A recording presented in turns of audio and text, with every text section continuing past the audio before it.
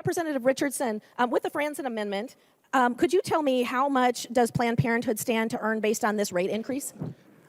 So when we talk about the costs, we need to talk about the cost of human life and people who are dying, where 85% of those deaths are preventable.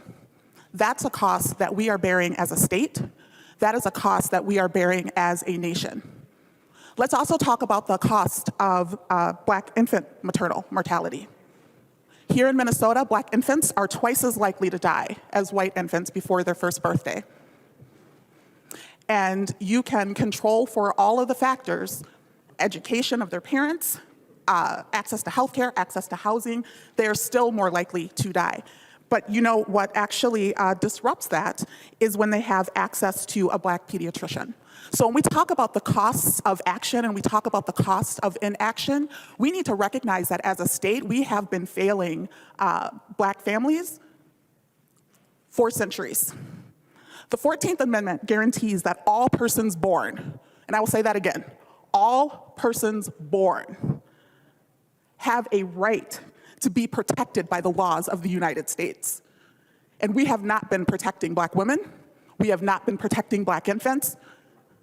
And when we recognize that the vast majority of maternal mortality and infant mortality deaths can be prevented, we should be doing better. So those are the costs that I want to talk about tonight and ensure that we are taking into account those human costs as well.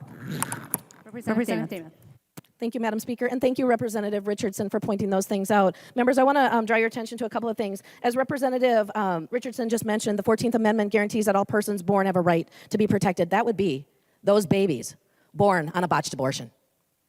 They have a right to be protected by our laws, and that is fully what I expect that we would be supporting in this chamber and as an example to our state. Now let me help you with the details of the question that I asked because I didn't quite hear for the body to understand the answer to the question, but under the Family Planning Special Projects Awards, in the Central Region, Planned Parenthood Minnesota, North Dakota, South Dakota Central, for a 2-year award is going to receive $805,000. Total 5-year award is going to be $2 million, over $2 million. I'm going to go ahead and move down to the metropolitan region. Planned Parenthood is going to receive $974,000, and I am rounding, not up, for a total 5-year award of $2.4 million. And I didn't have time to do the math to add these. These are individuals.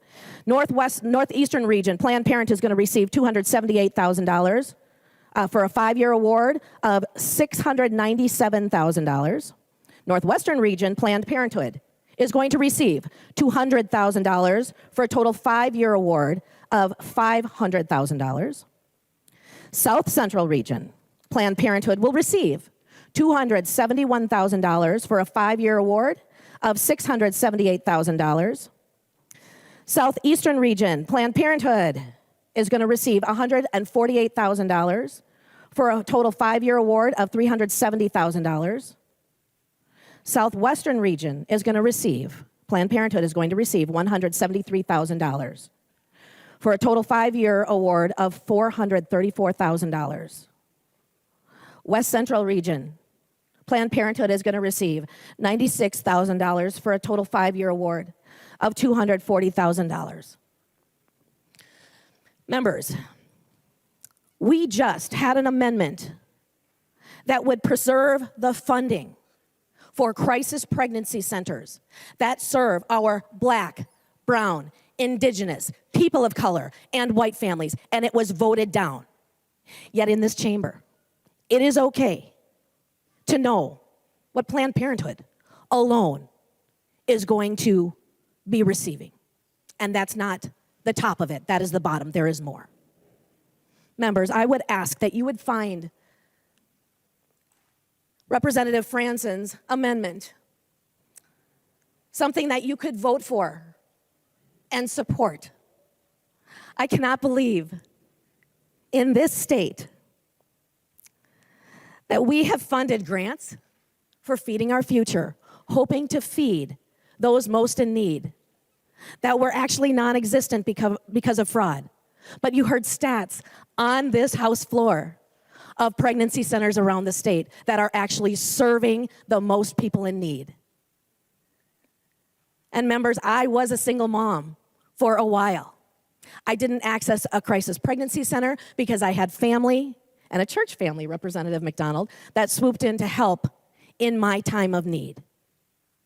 But trying to hide from what we are doing for the most vulnerable in our state, for women that are struggling to raise children and to meet their very basic needs, we have got to do better in this chamber for our state, and I would encourage a green vote on the Franson Amendment. The clerk will take the roll on the amendment. There being 57 ayes and 69 nays, the motion does not prevail. The amendment is not adopted.